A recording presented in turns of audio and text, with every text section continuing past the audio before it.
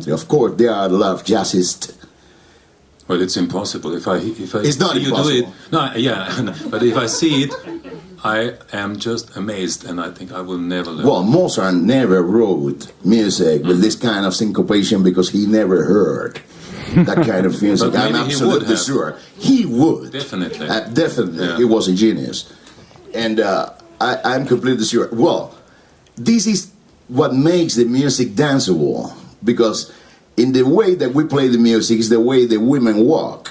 The women send the step on the normal beat, but send the hip to the left or the right on the second half of the fourth beat. No, that's no, for sure. This is the way the women walk. True. But I'm trying to stay serious. I'm serious. Yeah, I know. That's, and I think it's very important. Watch women walking. And music is very often based on completely similar non-musical things. Oh yeah, for sure. The music is the spirit of the ancient culture, you know. When we were in the caves a long time ago, we used to play the music. And the music and painting were the first expressions of the culture along the years. During the times of the, I don't know, before the human being, before the human being, during the times of the, what's the name of this guy, the small one, almost a monkey. The small one. But they did play music, a kind of primitive music, boom, boom, boom, boom, boom, boom, but they did it. And then a little bit later, the human being started doing the playing music and painting in the caves. You know, it's very important. And what I said about the Cuban music is the truth.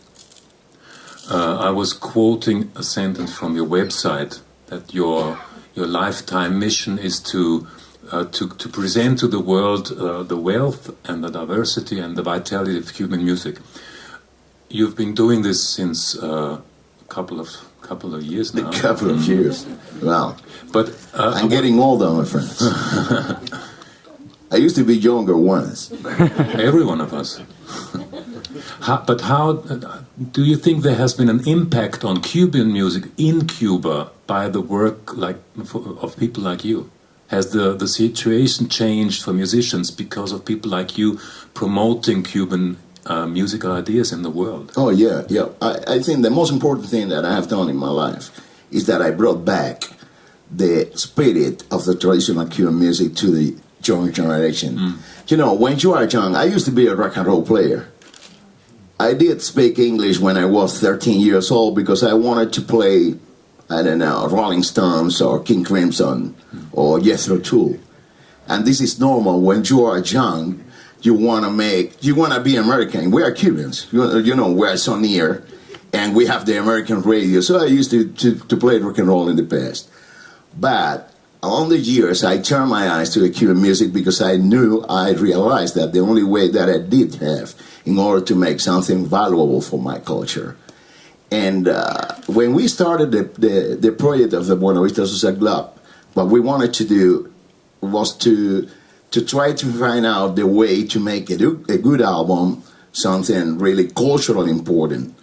But what happened that became a huge success. And through this success, we helped the young generation of Cuban musicians to turn their eyes to the music of our country. And this is very important. I think the most important thing of the Buena Vista Social Club and the Afro-Cuban All-Stars and all these kind of bands was to help the young people to turn their eyes to what we represent and what's important for ourselves. And we're really happy.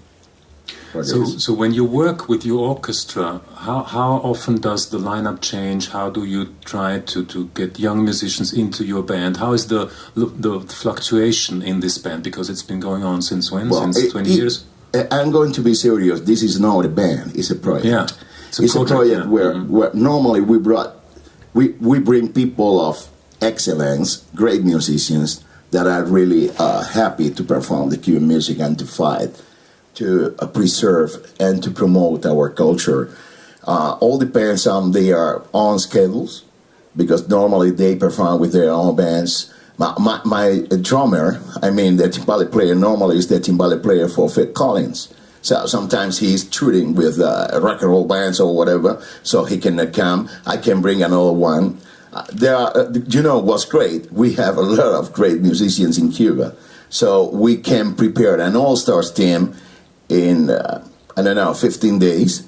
And then you rehearse for about, 20 days or a couple of weeks. And you can create a great band because it's a country of musicians, really. It's very good. And there's something you don't know about the Cuban symphonic music. It's great as well. Well, a little bit rhythmic, with the syncopation, but it's great as well. How about names like Ernesto Lecuona, people of the 1920s, 30s? Are they? Is this an ongoing tradition? Oh yeah. But we do have great composers. There are a couple of composers in Cuba that they are writing the kind of music of Schoenberg, this kind of stuff. It's more complicated, a lot of chords, a lot of notes at the same time, but at the same time they do have the spirit of the drums and everything together, bata drums and symphonic music and electronic effects all together. And this is great. Are the most musicians living in Havana, or do you travel around your country searching for talents, etc.? I have no boundaries. I don't believe in politicians. Yeah. I have only one spirit. I work for Cuba. So for me, it's the same if the people's living in Cuba or abroad. Yeah. So in my band, I do have people that are living in Cuba, inside of the island, and I do have musicians living in the USA or several parts of the world. So these Afro-Cuban all-stars that are going to see tonight, we have 5 guys coming from Havana, 3 from the US, and the rest are coming from Mexico. So they are all Cuban musicians spread all over the world, and but they want to preserve, what we get, and they want to promote the Cuban culture, and they are so happy for performing in the band. And tonight you are going to have a great band as well, Yoruba, which is one of the greatest rumba bands. Yes, I just wanted to add very African. Yeah. Just one more question. This kind of music they do, Yoruba and Dabo, which is very deeply rooted in rituals, in religion, in the Afro-Cuban gods, etc.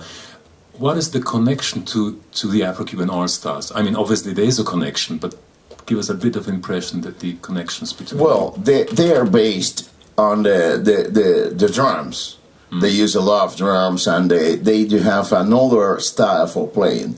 Imagine that the music that we're going to be performing is the same music, but with a little bit a touch of the Western culture in terms of the harmony and the chords and the sequence of chords and the way of arranging the music. But it's basically the same thing. It's basically the same thing with the same spirit. For example, tonight I'm going to perform a couple of songs dedicated to a couple of orishas. We call orishas the gods of the Afro-Cuban, a kind of Afro-Cuban religion that's called Regla de Ocha. This is a normal name, Regla de Ocha, but the people used to call it Santeria. That's Regla de Ocha. I'm going to pray for Ochun, which is the kind of Aphrodite, Cuban Aphrodite, Afro-Cuban Aphrodite. And we are going to pray for Chango, which is a kind of Mercurio. Yeah. In the Afro-Cuban religion. All religions are the same. And there's often a close relationship to even Catholic saints. Oh yeah, there's a syncretism, Yes, because Spanish, because the Spanish are precisely people coming from a multi-tribal country. They allow the black guys. Well, meanwhile, these black guys are going to work. We don't mind if they are performing their music. That's why we kept alive the spirit of Africa. In certain countries, like in Jamaica or the rest of the colonies of the United Kingdom, the British guys were really tough with the black guys. They didn't give them the possibility of expressing themselves. That's why in America we don't have. In the U.S., they they try to make something, bringing the spirit of Africa to the Western music. That's why they do have the blues. But the blues is very Western. You know, it's not the same thing. They don't have the drums because they were not allowed to play drums during the times of slavery. That's why Cuba is a little bit more, let's say, open. It was possible there to keep the... It was possible. Because they are the same. You know, Spain. They were 7 centuries under the feet of the Arabs. So they are, you know, really in touch with the people coming from different... They don't mind. I mean, this is interesting. Mind. Meanwhile, these black guys are working, we don't mind. They can play the drums. It's very interesting because I never heard such nice things about the Spanish guys coming to the Caribbean. Well, we cannot say, well, they are good guys. They were good guys. They were colonialists. Yeah. They tried to make money, and this is the basis of everything in the world. But they were more, let's say, flexible with the people coming from other cultures. So, meanwhile, the black guys are going to work tomorrow. They can play the drums tonight until the time they want. So that's why we do have the bata drums. Even in Nigeria, they don't have the bata drums that we do have right now. We have only 3 bata drums, which are the bata drums that we used to have during the 17th century in the Kalahari coast. In Nigeria, because the country was developing, they do have 4. They have the 3 normal bata drums and they have the talking drum. We don't have the talking drum. And the Yoruba language that we speak is ancient Yoruba language of the 17th century. They don't understand.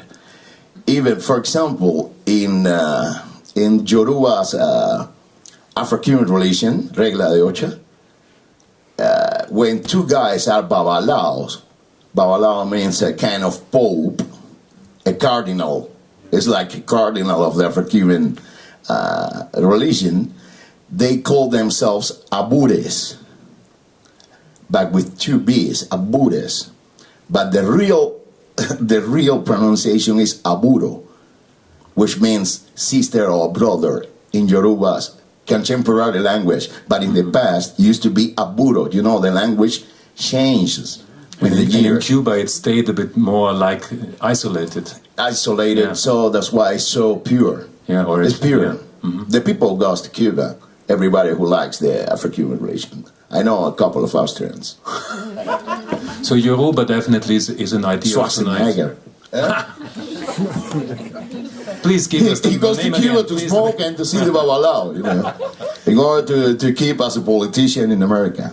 Well, he is American, actually. So Yoruba is definitely an idea of both Yoruba and Abo and the Afro-Cuban Orthodox. It's the same thing. It's basically the same thing, but the treatment of the music is a little bit different with our band, where we use, you know, synthesizers or a piano. The arrangement is a little bit more complex. There's a more jazzy style for playing the music, but it's basically the same thing. Cuban music is only one. I think that's a good word for the end. Dankeschön. Wir machen Schluss. Thanks very much. Thank you very much. We don't keep you any longer. Have a good concert. We will listen to your concert. Thanks.